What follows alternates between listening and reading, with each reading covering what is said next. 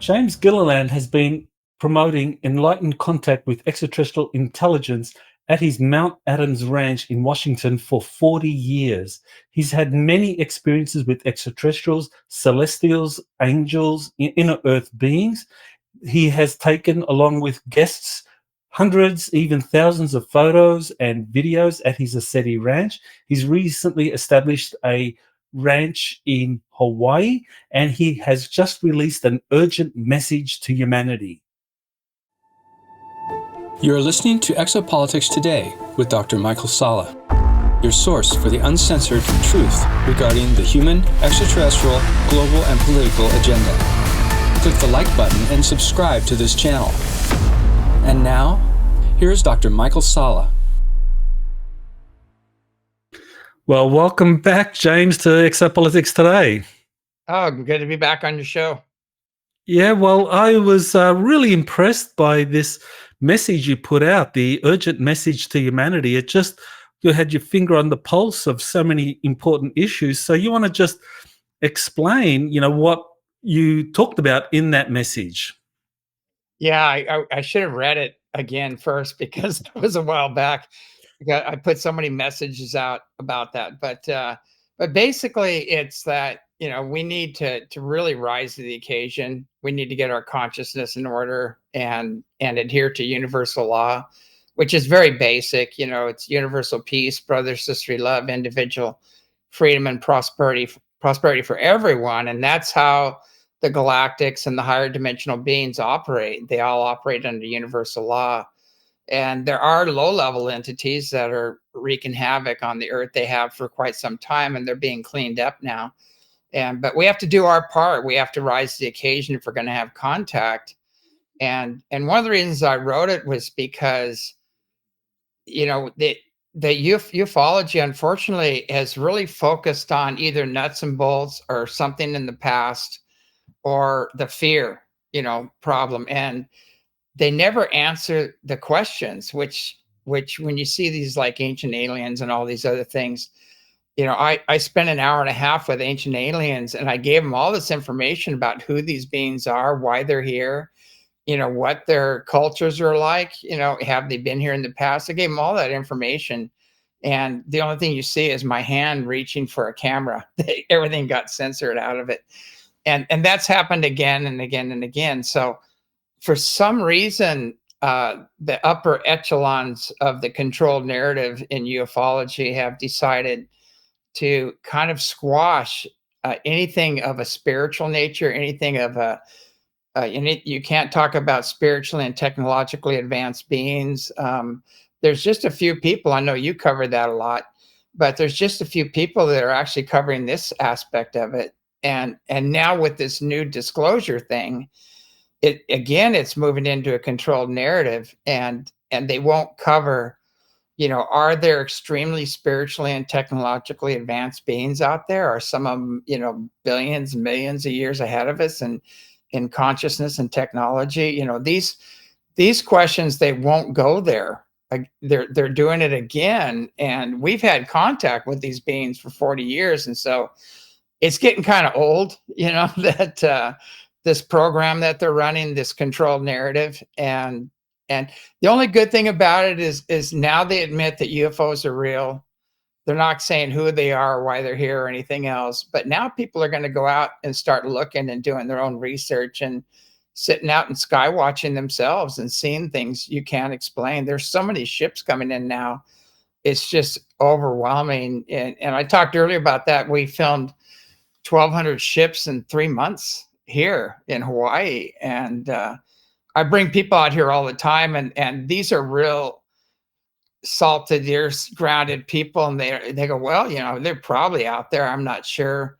And I said, well, why don't you just come and see them for yourself? I said, that's my whole thing. I go, come see, have your own experience the energy, see the ship, see them for yourself. And that's what people do. And so it's funny watching these people, and, they come and all of a sudden they'll see like 40 ships. That's the last guy who was here saw like 40 ships, and he was freaking out, but, if you, and do your meditation work and put the intention out there to have contact with the spiritually and technologically advanced ones, and raise your frequency. They'll find you. You'll have your own connection, your own sighting, and then there's no dependency. Well, I've noticed that was one of the things that became very apparent to me when I first got into this, back in 2001, that the kind of mainstream ufologists, those that get the most attention, they're not interested in the spiritual side. They're not interested in the positive, benevolent contacts with extraterrestrials. And people who focused on that, people like Wendell Stevens and Timothy Good. I mean, Wendell Stevens, he was just kind of like ostracized. And it seems that that's what they want to do. They want to make ufology a science, just focusing on the craft and the kind of photo angles and the quality of the camera and all of that. And that's been going on for decades. But recently, as you said, there's been a shift. Now all of a sudden you've got the kind of like Pentagon getting involved, and now they're doing things like putting out some of the data, like the Tic Tac UFO. So they put out that 2004 case. So why are they doing that? Well, it's a controlled narrative, and they have to keep a threat going because they can get the funding, to rise to the threat level supposedly, and really, it's really illogical. There's a lot of things that they haven't dealt with. That one is that in the interest of national security, the ones with the real firepower and technology are the benevolent ones, the very spiritually and technologically advanced ones. So in the interest of national security, we should be making friends with them. Because there are low-level ones that have technology too that we're outgunned, and so luckily we're getting a lot of help from the benevolent ones that are cleaning out a lot of the dumbs and the underground bases and a lot of the negative ETs. Most of that's cleaned up now, and because of them, this place would be a real mess. It'd be a reptilian F fest. I hate to say it, if it wasn't for the benevolent ones. So it's illogical. Sometimes I think of military intelligence, it's kind of not there, because the intelligent move would be to make friends with the benevolent ones. Now, there are contacts going on with the benevolent ones. I know people in very high level agencies, you might say, that these beings are walking around in the halls. And they say, I can't, they said, don't use my name, don't say anything about it. But they said there's like Orion Council of Light and Palladian beings that are walking down the corridors. And she goes, I look up at them and they smile and look at me, and there's an acknowledgement because they know I know. It's kind of a frequency acknowledgement. So there is a lot of that going on, and there's also been a lot of negative interactions and agreements made with negative ETs for technology and for ships and trades for, biology and abduction stuff and things like that. That's been going on too. So I think the reason they can't really talk about this, why they've been covering it up for so long, is because, a lot of them are using deadly force to shut people up for quite some time. And I've experienced that personally. I've been shot at. I've had my brake lines cut, my lug nuts taken off. I've been threatened by colonels, and it goes on and on. Just about everything. Character assassinated, poisoned. Food poisoning. Like weird. And so, luckily the higher dimensional beings keep putting me back together again. So which is nice. But it's. They're going to have to come clean about that they've made some really bad deals in the past, and they did it because they need to be one up on the technology for any wars or any other threats. And I understand that, but now it's time to evolve beyond that and start working with the benevolent ones and the spiritually and technologically advanced ones. If we want to take a quantum leap in our evolution, which is basically where we're going right now. Now, you mentioned the reptilians and how the deep underground bases are being Yeah, cleared, that the benevolent ETs are working with the Earth Alliance or the White Hats to clear out the dams, to clear out whatever negative ETs are still left in there. Um, so yeah, I mean that's really exciting. So where did you get that? I mean, how do you know? I mean, what did they tell you? Who told you about these dams being cleared out? And I mean, how far has that gone? Have they cleared out most? How much more time are they going to take yeah. to clear them out? There's a very, very small amount left that are like really secured deep, deep underground. They're actually sequestered. They can't do anything. They can't come out. They can't do anything. They're pretty much taken out. We still have a lot of hybrid stuff running around, and corrupt politicians and things like that are, the global elite boys and things like that, and they're being taken out at the same time. So uh, all of these, it's all about, if you're not frequency specific to the awakening and healing, and if you're not operating under universal law, you're going to have some very serious problems in the days to come, because the whole solar system is moving into a much higher frequency, and we have to raise our frequencies to match that. And so I tell people, this is so big, it's so huge, nobody can stop what is coming. It's massive, and we're seeing it unfold in the political arena. We're seeing this big shift happening there, and we're getting back to basics again there. But it's still, there's still a lot of cleanup, especially in that area, and especially in the uh, our government and our religions and even our business institutions. All of that has to align with the universal law if we're going to continue, because they're all going to implode. They're already crashing right now. So that increasing frequencies, I mean, is that because we've entered a particular area of the galaxy, the kind of photon belt? Yeah. What's causing the increasing frequency and kind of triggering this great awakening? Well, we're moving into a highly energized place in space, and this has been written out. All the prophecies talk about this. And as we move into that energy, we have to raise our own frequencies. And it's a combination of things. It's like the source itself. There's energies coming in from Cygnus, all these other locations. NASA knows about it. They don't know where some of these energies are coming in from that are hitting the Earth. We're getting massive. Right now, we're getting bombed by solar flares and X-class and M-class flares. And the electromagnetic light spectrum is off the scale, and there's new bands now. The Schumann resonance has been off the scale.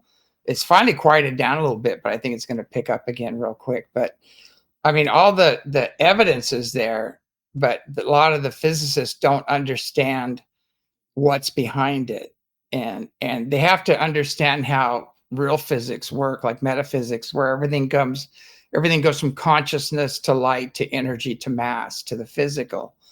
And so consciousness is driving this, and it's a much greater consciousness, and it's whatever you want to call it, the absolute God, creator, great spirit is driving this. That's what's driving this. And the beautiful many that serve, God, creator, great spirit, whatever name you want to give it, are all aligned with this.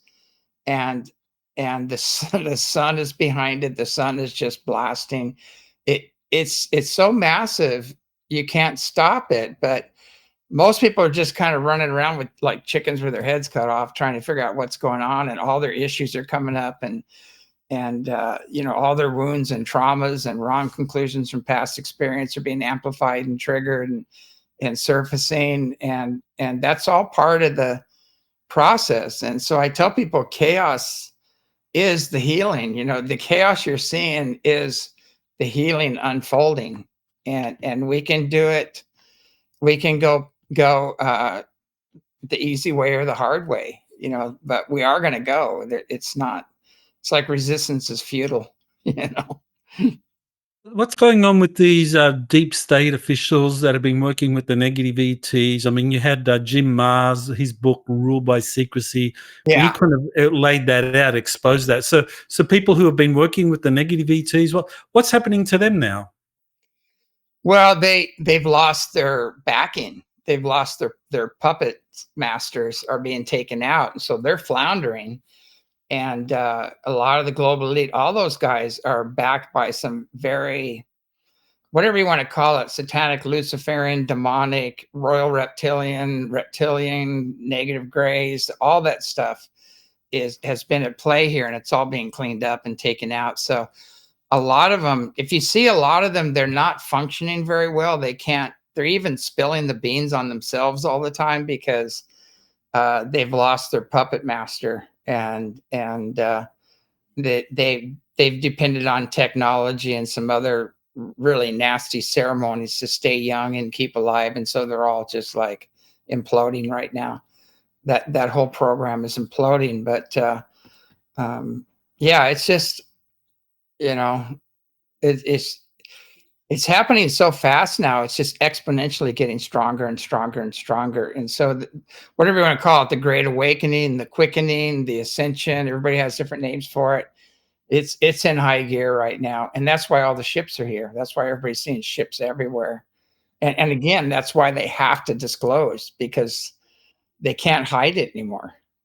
Yeah, so I mean, you have this control system that's lasted for millennia, with the negative extraterrestrials working with deep state or the Illuminati, the cabal. But now you've got this kind of frequency that's increasing, that we're moving into this high frequency band. And we've got the benevolent extraterrestrials that are returning, and you call them our ancient ancestors. So you want to talk a little bit about the ones that have just returned. I mean, Yeah. who are they? How evolved are these ancient ancestor ETs that have just returned? Well, some of them actually were here at least 600 million years ago, and they built tunnels, and they have glass lined tunnels and everything. They found some in Brazil recently that are 300 million years old. And so somebody had some extreme technology back then.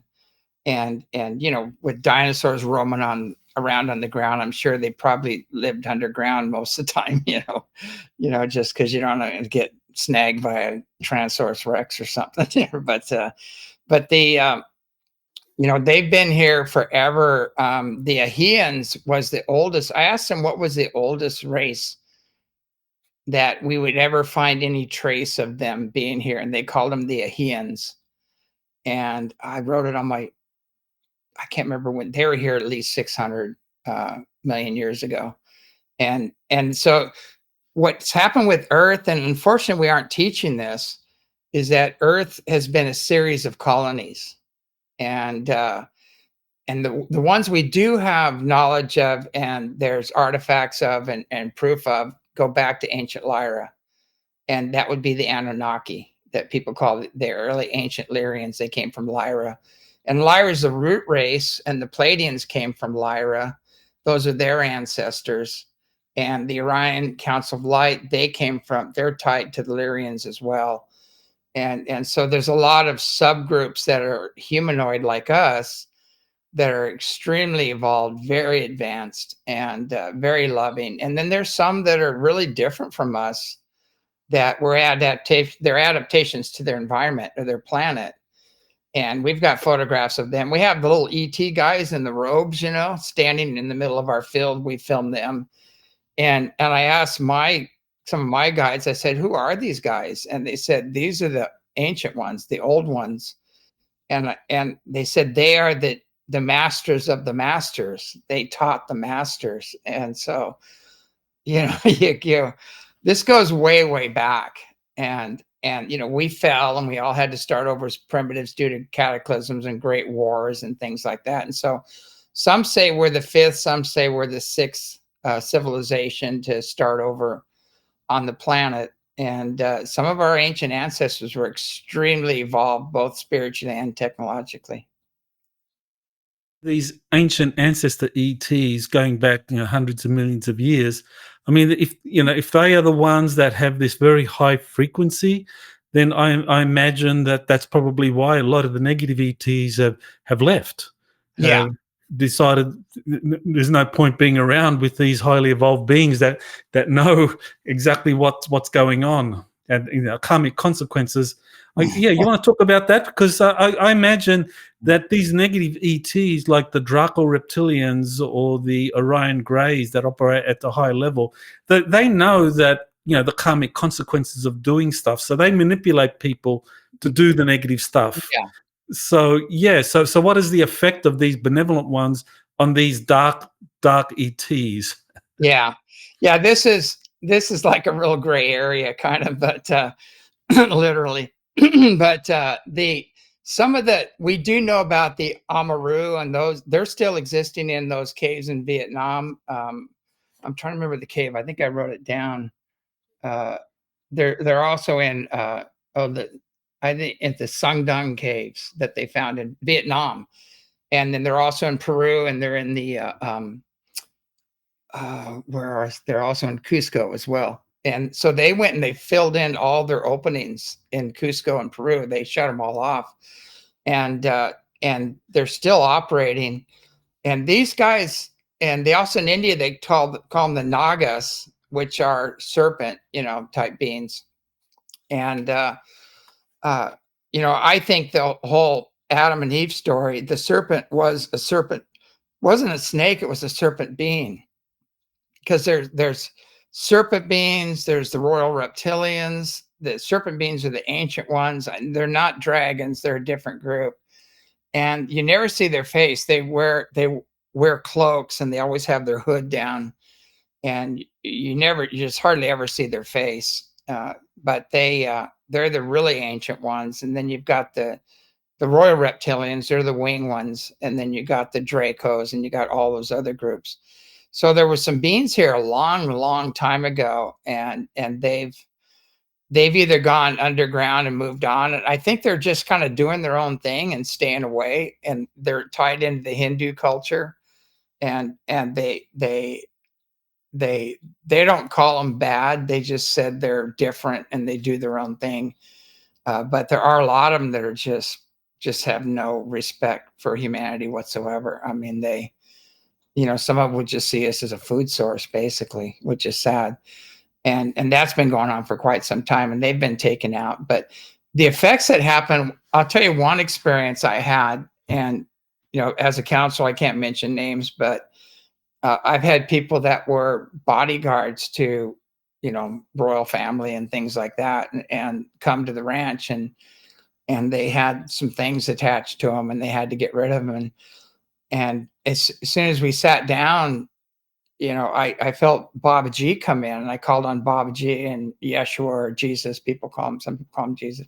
But, I called on them, and I saw these two reptilians standing behind this guy, and they bowed all the way down to the ground, and they wouldn't look up, and they wouldn't look up. And then the guy started telling me, like channeling these beings, and he started saying, you need to know something. We have information, this is, and trying to like get me to contract or agree with them. And I said, you have nothing.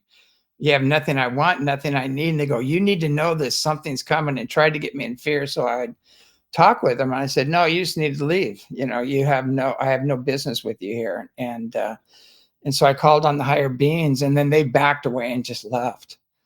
And so they really hate the divine feminine.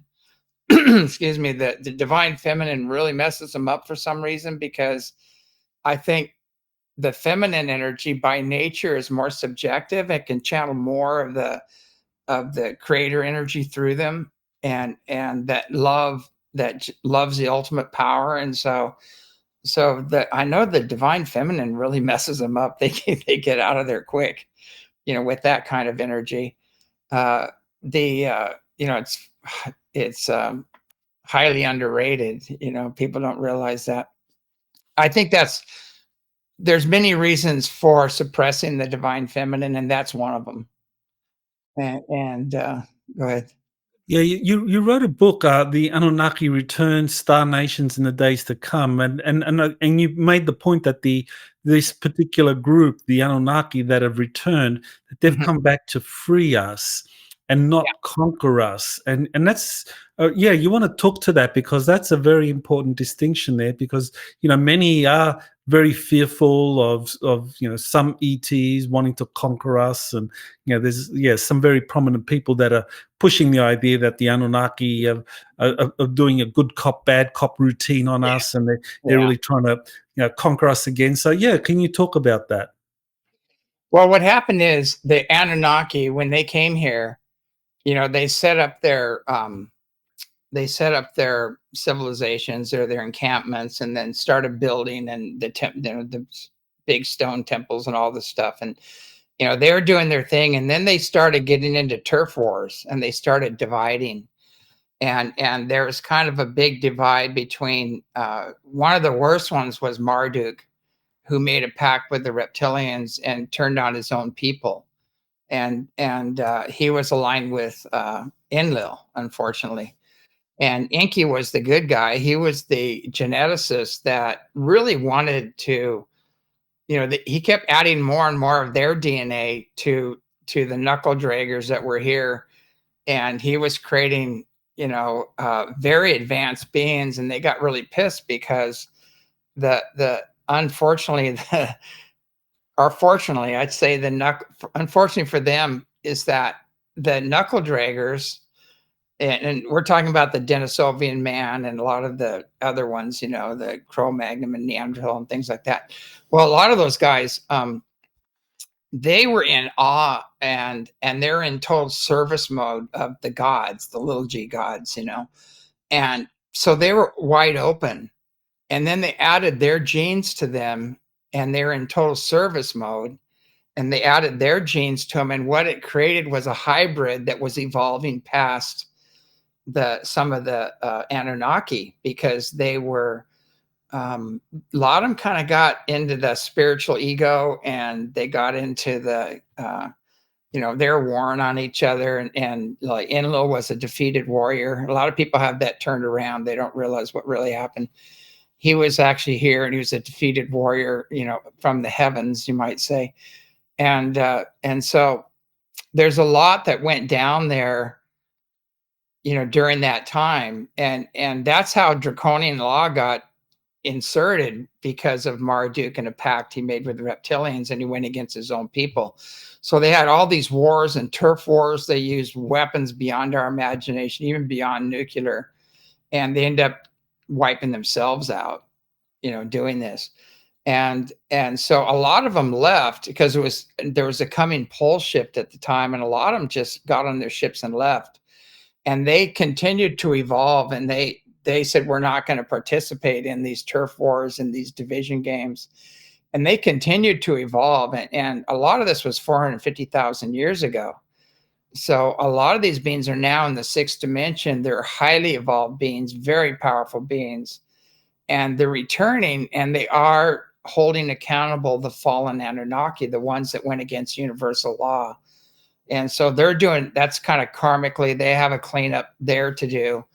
And they're also taking care of a lot of the, because of the pact that was made with the reptilians, they're taking care of that mess as well. And they're doing it in conjunction with the Andromedans and the Pleiadians and the Orion Council of Light and the Syrians and a whole group of Arcturians and a whole other group of benevolent beings. They're all working together now, doing this major planetary liberation that they're under. And it's kind of rough because before their hands were tied because of the prime directive and things like that, but that's gone now. The gloves are off, and the Pleiadians brought in these, they're like Jedi warriors is the best way I can explain them. That's all they do. They have their own planet, and that's all they do is train. And Siobhan is one of them. He's one of the major guys that came here, and they brought them in because the Pleiadians aren't really warriors, but they have their warriors. They're a very highly evolved place, just very blissful, loving, beings. You know, you fall in love when you meet them. You fall in love with them. Just they exude love, and they're beautiful.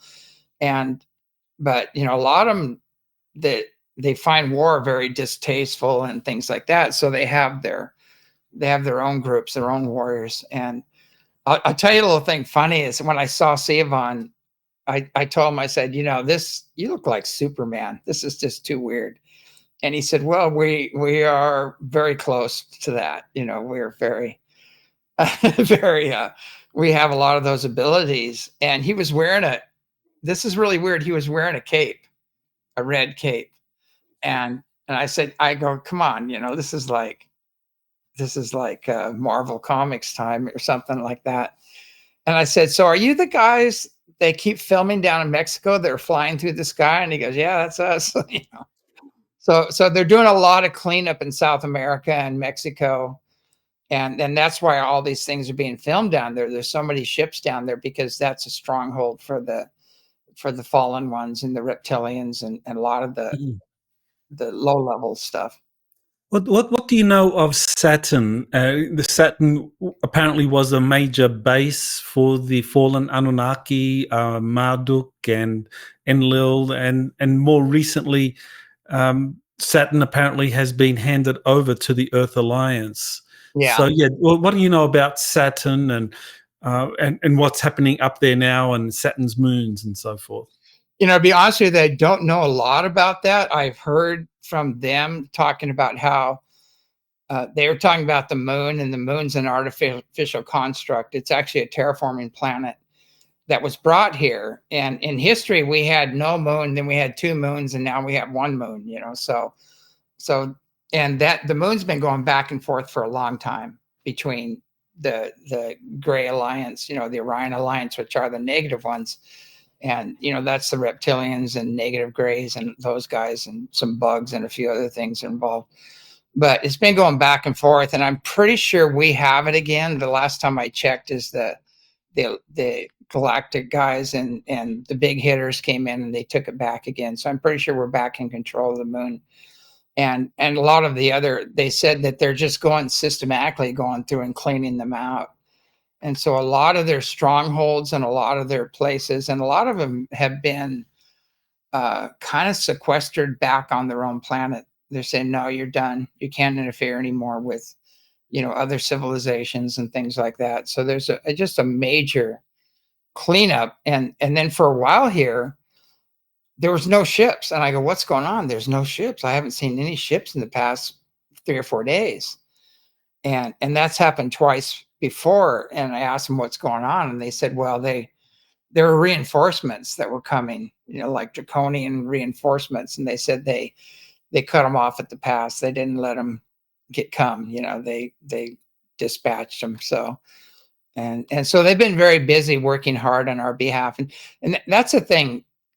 That's the thing that I find frustrating, I guess. That's the best word I can say is like, why are we not acknowledging this? You know, why are we not acknowledging the benevolent ones that are working on our behalf, that are very spiritually and technologically very ancient, and you know, they're waiting. They want to work with it. Some are working with us through certain factions, and but why aren't we talking about that? Why aren't we saying, hey, humanity, we need to get our act together. We need to live under universal law. We need to stop all this competition and war and the war and disease profiteers, put an end to this and get on with our evolution. And so I don't know. I do know why, and it's because basically the war and disease profiteers have been running the show, and that's coming to an end now too. That's all collapsing in on itself. So I know there's a lot of division at the moment in terms of what is happening at the in our solar system and around the Earth. You know, some people are putting out information that, you know, that the negative ETs are there, they're controlling, and they're about to stage some kind of false flag or some real alien invasion. And then there are others that say, well, the negative ETs have been forced to leave because the positive ones have arrived and the frequencies are too high for the negatives to hang around. So what's left are their minions. So where do you kind of stand on all of that? Well, I think I think that whole false flag thing, I don't think that's going to work because too many people know. Too many people know the Project Bluebeam and all these things they were going to try to do. And I think they are trying in certain areas, they're trying to launch and see what happens and see if people fall for it. But the benevolent ones are intervening on a lot of that and not allowing that to happen. The I would be surprised. I mean, they might try a few things here and there, but they're going to get busted. And it's kind of a push pull. It's like 2 steps forward, 1 step back. We keep doing that over and over again. It's like people ask me all the time, when are they going to do the EBS? You know, when are they going to do this? And I said, you can't use time as we know it, because it's a series of events. And one event will trigger the next event and the next event. If that event doesn't happen, the plans change. And it's always changing. And I don't even think that the actual guys that are going to make the final decision even know when it's going to happen. I mean, they have a ballpark figure, but they're watching other events. And I think this last election actually really helped in circumventing some very nasty stuff that was getting ready to happen. And we're getting back on track again. And thank God. But you know, what they had planned for us was so ugly. I mean, if people knew what they really had planned for us, they wouldn't be in support at all, you know, of this other. Really more a restoration of the original timeline that in 2020, I mean, of course, everyone knows about what happened with the election. Wasn't that really a kind of intervention by the negative factions to shift us onto a different? That's what it felt like. I mean, Yeah. you know, to me and my wife and a lot of others, that it just felt like the timeline just got hijacked. But now we're back on, you know, where we should have been back in 2020, just with the 4-year delay. Yeah, that's a really good subject, because I have some friends that are highly sensitive, and I feel it too. And I feel when the timeline shifts, and they've been collapsing these timelines one after another, and the negative timelines are collapsing constantly, and the positive ones are we're getting back on the positive track now. And you know what's funny, when you're sensitive, you'll feel it. You'll go, oh God, man, this is like impending doom. Something really bad is going to happen. This doesn't feel good. And all of a sudden it just goes away. And you go, what happened? You know, what just happened? And what they did is they collapsed that timeline. And so those events didn't happen. And I think a lot of the agendas, you know, of the global elite, you know, and the eugenicists and those guys, all of those guys, their timelines have collapsed, and they're trying to recreate them, but it's not going to work. But we're locked into the positive timeline, and they can't stop it now. It's done. And so Yeah, you know, I know people often say, well, you know, if there are these positive extraterrestrials around, you know, why don't they just come in and clean up our planet? And it's just like, well, they've been doing that. I mean, you look at this timeline.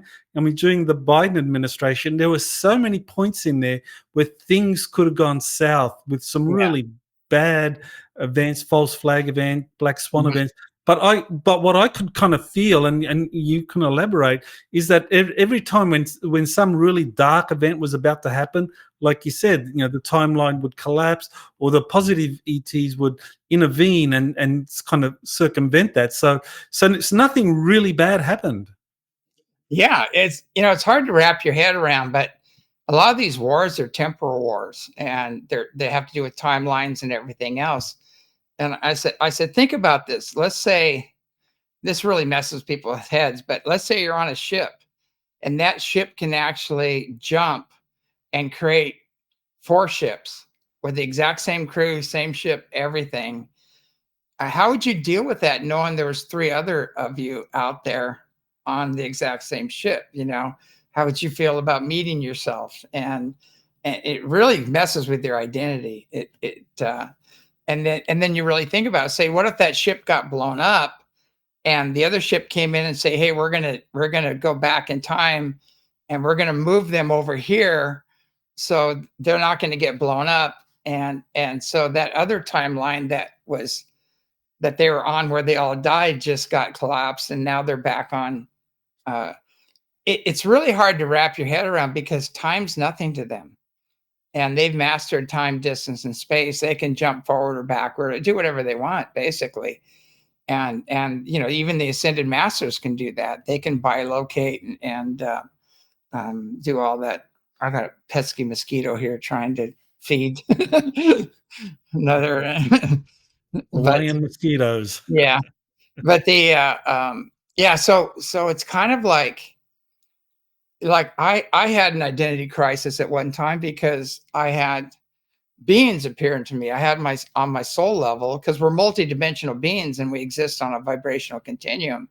We're not just this meat suit in this body. We're a soul, and that soul's eternal. And so I had my past lives come to me, and one was an old Viking warrior, and he appeared, and he was a little emotionally upset, and so I had to do healing on that and reclaim that part of myself. And then this other being on a soul level appeared to me, and he was in robes, and he was a master, and he's going, "I'm on your Christ self, or your fifth dimensional self," And then I go, "Okay," and then these other beings kept appearing to me, and they're saying, I am you. And so I was having a meltdown. I'm going, who am I? I mean, what is this? And then Ezekiel, which is seventh dimensional being, which is Cassia and Ezekiel, which merged together, came in, and he told me, he said, "You're my hands and feet." And I said, okay, I said, and I go, "I'm really struggling here. Everybody's saying this and that, and I have no idea who I am anymore." And finally he said, "It's all you." And then I finally got the aha moment. I go, you know what? The one consciousness, that encompasses all consciousness and all planes and dimensions is within everyone. And it is all us. And we live in this unified field of consciousness and energy. And it's really a mind screw when that realization happens, because everything else just kind of falls away, and you realize there's so much more to the picture. And the bad relationship, the money issues, all that stuff just becomes a non-issue. It just doesn't matter anymore. All those entrapments just kind of go away. But I think I like what the lamas say. They said that the reason we have so many personal problems is because we think we're a person. We don't realize who we really are, and we're identifying with the meat suit and the body and social consciousness, and we don't realize we're actually a multidimensional being going all the way back to the source. Well, you've talked about this spiritual war that's being fought, and we know that the present King of England, Charles, has some very strange energies associated with him. I mean, you probably saw this portrait that he had done, and people found that Baphomet was actually in that portrait.